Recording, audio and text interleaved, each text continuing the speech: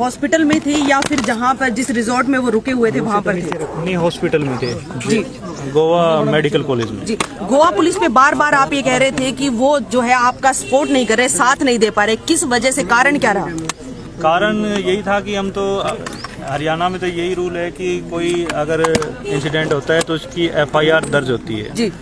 और गोवा DGP साहब ने हमें बार बार यही बता रहे थे कि आप पहले मेडिकल करवाओ और मेडिकल बेस पे अगर कुछ बनता है तो उसके बाद में FIR दर्ज होती है जी।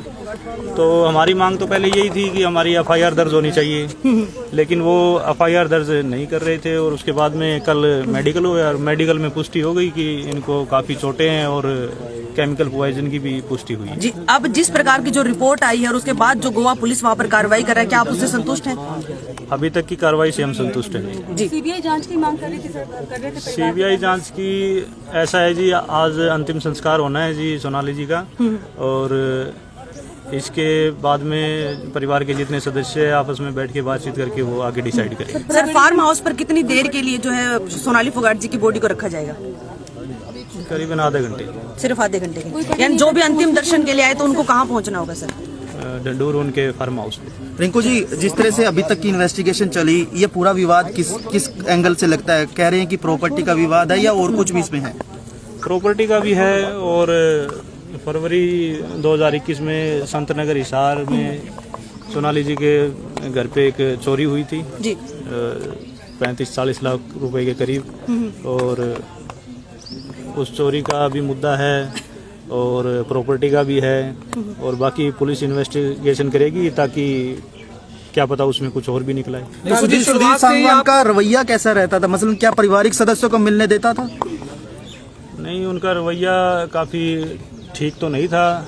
जो भी जितने बीजेपी के कार्यकर्ता मिलते थे उनके सोनाली जी के फ़ोन वही उठाया करते, तो आती थी शिकायतें कि ये मैडम से मिलने नहीं देते जी और पार्टी के हम कार्यकर्ता हैं, समर्पित कार्यकर्ता हैं, लेकिन फिर भी हमें वेट करना पड़ता है और रोकते थे। आपकी माँ ने बात की थी तो उन्होंने भी बताया कि वो हमें भी मिलने नहीं देता था जी, वो फोन उनके वही उठाते थे। सुखविंदर मांझी का क्या रोल है? सुखविंदर का क्या रोल है? सुखविंदर उनके साथ में जिस दिन घटनाक्रम हुआ है उस दौरान बिल्कुल उनके साथ में था और वो CCTV फुटेज में भी है, सब कुछ है। पहले भी आप शुरू से ही ये कह रहे थे कि इस वारदात के पूरे जो अंजाम दिया गया है ये सुधीर सांगवान की तरफ से दिया गया है, लेकिन गोवा पुलिस इसे दिल का दौरा पड़ने से मौत मान रही थी। अब आखिरकार जब सुधीर सांगवान की गिरफ्तारी हो गई है, क्या लगता है कि गोवा में ही इस हत्या की वारदात को अंजाम क्यों दिया गया? क्या लगता है आपको? वो तो पुलिस इन्वेस्टिगेशन में सुधीर सांगवान और उसका दोस्त है सुखविंदर वो ही बता सकते हैं कि वहाँ ही उन्होंने ऐसा क्यों किया है। वहाँ का पुलिस प्रशासन हो सकता है जिस तरह हरियाणा और पंजाब में ज़्यादा एक्टिव है, वहाँ हमें इतना पुलिस प्रशासन एक्टिव नहीं लगा शुरुआत में और वहाँ गोवा में थोड़ा ड्रग्स नशे का ये सिस्टम है तो उसको लेकर उन्होंने गुमराह करने की कोशिश की थी शुरुआत में, लेकिन मेडिकल रिपोर्ट में पुष्टि हो गई है और मेडिकल रिपोर्ट के हिसाब से ही हम तो पहले ही FIR में उनका बाय नेम दे रखा था और मेडिकल रिपोर्ट में पुष्टि हो गई, उसके हिसाब से तो हम पहले भी सही थे और अब भी सही है। कुछ कौन और अन्य नाम हो सकते हैं? आपको क्या लगता है कि सुधीर सांगवान और सुखविंदर के अलावा भी हो सकता है, वो इन्वेस्टिगेशन में पता चलेगा जी। गोपाल कांडा की भूमिका को कैसे देख रहे हैं आप? आपने पहले भी कहा था, आपके परिवार ने आरोप लगा कि गोपाल कांडा मदद कर रहे हैं। कुक और पर्सनल असिस्टेंट सुधीर सांगवान ही थे। सर, एक बात और बताइए, क्या लगता है कि जो उनकी प्रॉपर्टी है लेकर गए ऐसा सुधीर सांगवान के कोई बंदे ऐसा पता लगा? एक फोन था जी सोनाली जी का, लैपटॉप और DVR गोवा में सुधीर सांगवान था और उसने वहाँ बैठे बैठे अपने बंदे को भेज के और वहाँ से गायब करवाया है। सर, साथ ही साथ क्या कुछ डेटा होने की संभावना है सर, कुछ बता सकते हैं?